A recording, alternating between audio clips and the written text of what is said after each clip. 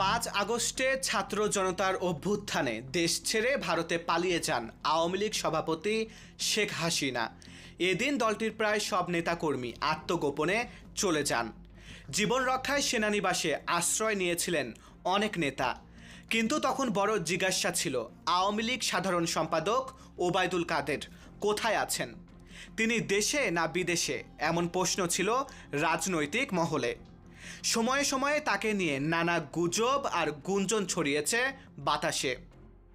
মানবজমিনের হাতে আসা তথ্য অনুযায়ী গণ অভ্যুত্থানের পর 3 মাস 5 দিন তিনি দেশেই ছিলেন।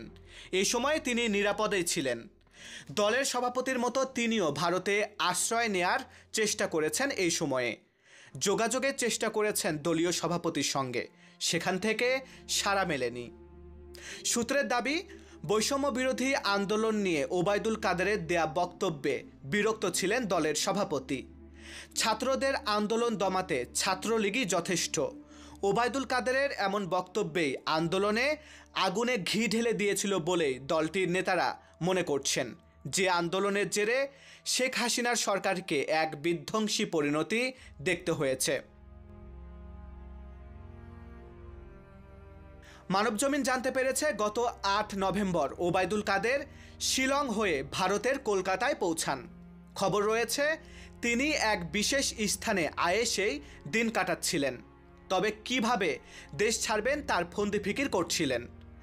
সবুজ সংকেত আসার পর সড়ক পথে তিনি বিশেষ ব্যবস্থায় ভারতের মেঘালয়ের রাজধানী শিলং পৌঁছান।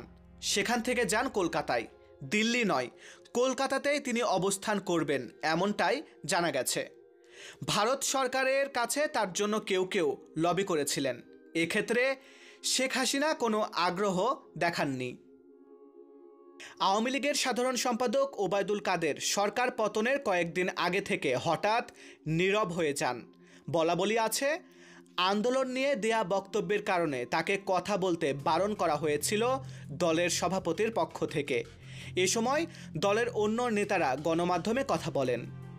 আওয়ামী লীগের পতনের পর আত্মগোপনে থাকা কয়েকজন নেতা নানা মাধ্যমে বিবৃতি দিয়েছেন, কিন্তু দলের সাধারণ সম্পাদকের পক্ষ থেকে কোনো ধরনের বিবৃতি দেখা যায়নি।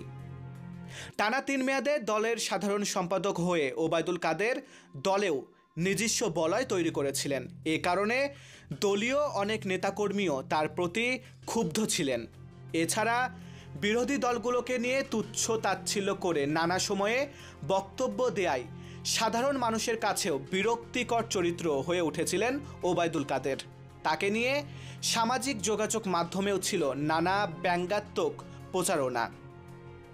তথ্যসূত্র মানবজমিন। মারুফ হাসান বিশাল, বাংলার 10।